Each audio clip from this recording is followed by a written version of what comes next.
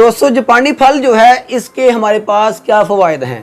इसका सबसे बड़ा जो फ़ायदा है वो ये है कि अगर आपको विटामिन सी की कमी है या विटामिन ए की कमी है या आपके जिस्म में फाइबर की कमी है, तो अगर आप ये जापानी फल खाते हैं तो ये तमाम की तमाम जो कमियां हो चुकी हैं आपके जिस्म के अंदर वो पूरी हो जाएंगी।